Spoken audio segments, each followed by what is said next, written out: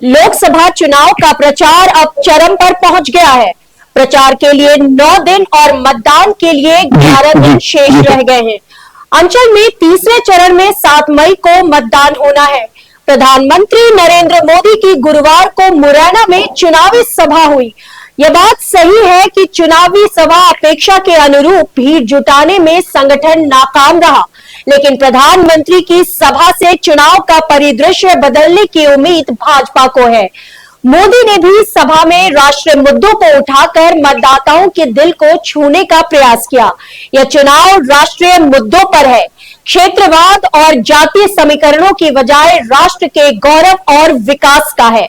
जबकि कांग्रेस राष्ट्रीय मुद्दों पर चुनाव लड़ने से कतरा रही है। वह ग्वालियर, चंबल अंचल जातीय समीकरणों को साध कर जीत की दहलीज तक पहुंचने का प्रयास कर रही है। इसीलिए राहुल गांधी विधानसभा चुनाव से पहले न्याय यात्रा में जातीय आधार पर जनगणना की पैरोकारी कर रहे थे। प्रधानमंत्री सभा के माध्यम से पार्टी के चुनाव प्रचार को दिशा देने के बाद स्थानीय रणनीतिकारों को समझाइश दे गए कि राष्ट्रीय मुद्दों को प्रचार में उबार कर अच्छे मतों से जीत दर्ज की जा सकती है।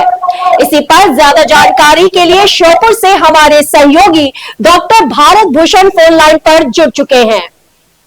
डॉक्टर साहब, बताएं कि जिस तरह का चुनाव है और दोनों पार्टियां कांग्रेस हो या बीजेपी मैदान में जमकर एक दूसरे पर कटाक्ष कर रही है और जनता से वोट अपील कर रही है, तो वो कौन से मुद्दे हैं जिन पर वो जनता से वोट की अपील कर रही है? और 2 चरणों का मतदान हो चुका है, तो वो कौन से मुद्दे हैं जिसको देखते हुए जनता ने वोट किया है?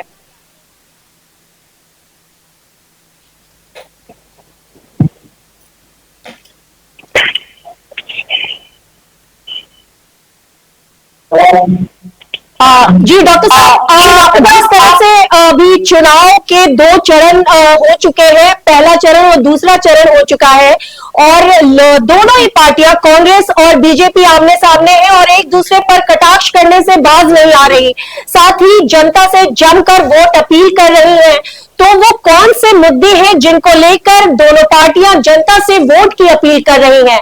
और 2 चरणों में जो मतदान हुए हैं, तो जनता ने उन कौन से मुद्दों को मद्देनजर रखते हुए मतदान किया है? जी बताएं। बता दूं कि अभी मुरैना में देश के प्रधानमंत्री मोदी आए हुए थे। उन्होंने प्रचार प्रसार भी किया और वहां उनका कहना था कि राष्ट्रीय मुद्दों को चुनाव में उठाया जाए। वहीं कांग्रेस क्षेत्रवाद और जातीय समीकरणों की बजाय कांग्रेस जो है राष्ट्रीय मुद्दों पर चुनाव लड़ने से कतरा रही है। वहीं ग्वालियर, चंबल अंचल में जातीय समीकरणों को साध कर जीत की दहलीज तक पहुंचने का कांग्रेस प्रयास कर रही है। जबकि भाजपा की बात करें तो राष्ट्रीय मुद्दों को उठाकर मतदाताओं को दिल के छूने का भाजपा प्रयास कर रही है। वह चुनाव में राष्ट्रीय मुद्दों पर लोगों के बीच पहुंचकर मतदाताओं को जागरूक करने का प्रयास कर रही है।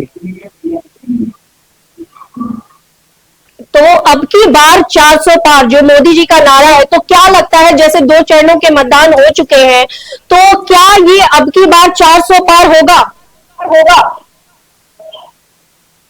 अगर बात करें 400 पार की, तो कठिनाइयां तो कहीं ना कहीं भाजपा को भी दिखाई दे रही है। भाजपा के सामने भी कहीं ना कहीं कठिनाइयां तो है, क्योंकि मुद्दे बहुत सारे हैं। राष्ट्रवाद को फिर भी भाजपा भुनवाना चाहती है और कांग्रेस जातिवाद पर बल दे रही है। ऐसे में 400 पार की बात को हम पूरी तरीके से ये नहीं कह सकते कि भाजपा 400 पार जा सकती है जी। और जिस तरह से देखा भाजपा की ओर से जो वोटिंग परसेंटेज है वो भी काफी कम रहा दोनों चरणों में।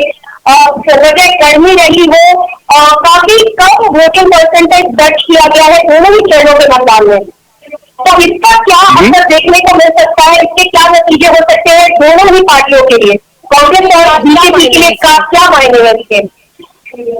देखिए, मतदान में कहीं ना कहीं वास्तविकता में प्रतिशत घटा है, लेकिन उसको बढ़ाने के प्रयास दोनों ही पार्टियां लगातार प्रचार प्रसार करके कर रही है। और चंबल संभाग की बात करें हम, तो चंबल संभाग में दोनों ही पार्टियां निश्चित तौर पर जो है सघन प्रयास कर रही है। क्या अगर हम ग्वालियर मुरैना संसदीय क्षेत्र की बात करें तो नीतू सिकरवार जो कांग्रेस के लोकसभा प्रत्याशी हैं, वो दमदारी से मैदान में उतरते दिखाई दे रहे हैं। वहीं भाजपा की बात करें तो भाजपा कहीं ना कहीं पिछड़ती नजर आ रही है प्रचार प्रसार को लेकर के। लेकिन फिर भी भाजपा के जो दिग्गज है वो लगातार कोशिश में लगे हुए हैं, प्रयास जारी है। परिणामों की बात तो हम खुल के अभी नहीं कर सकते, हालांकि चुनाव नजदीक है, लेकिन फिर भी कहीं ना कहीं दोनों ही अपना जोर आजमाइश में लगे हुए हैं। जी, वहां से जैसे कि चुनावी मैदान में ज्योतिरादित्य सिंधिया भी काफी एक्टिव है और वो भी पुरजोर तरीके से मैदान में है, तो क्या लगता है उनको जो जीत तो हर हाल में उनकी जीत होगी? जैसे अगर बात करें तो मुरैना संसदीय क्षेत्र से कांग्रेस और भाजपा के साथ में बहुजन समाज पार्टी ने भी एक दमदार प्रत्याशी मैदान में उतारा है, जो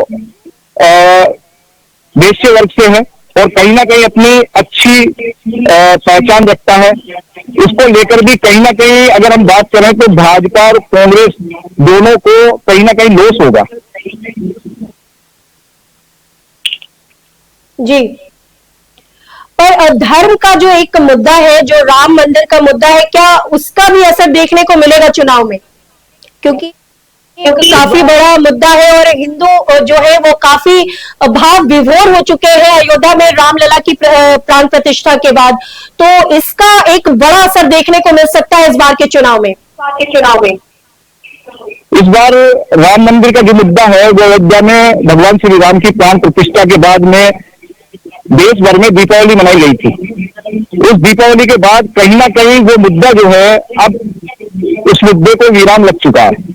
वो मुद्दा कहीं से कहीं तक हमें अब दिखाई नहीं दे रहा, ना लोगों के बीच ऐसी कोई धारणा नजर आ रही जो भगवान श्री राम को लेकर के जो है चुनाव में उसका कहीं ना कहीं प्रतिफल जो है भाजपा को मिलेगा, ऐसा कहीं दिखाई नहीं दे रहा है। फिर भी और जिस तरीके से कांग्रेस भी राहुल गांधी ने, प्रियंका गांधी ने लगातार वहां दौरे किए हैं और इस बार उन्होंने जो न्याय यात्रा की है, तो इसका क्या कुछ असर देखने को मिल सकता है?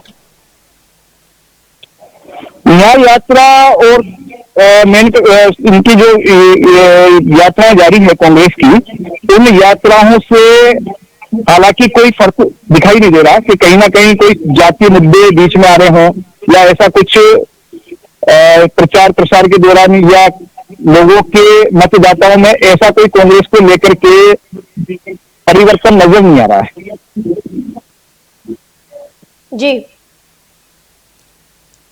तो ये तो अब 4 जून को ही तय होगा कि किसके खाते में जीत दर्ज होती है और क्या भाजपा फिर से तीसरी बार इस बार सरकार बनाएगी बहुमत के साथ और प्रधानमंत्री नरेंद्र मोदी फिर से तीसरी बार गद्दी पर, प्रधानमंत्री की गद्दी पर विराजमान होंगे।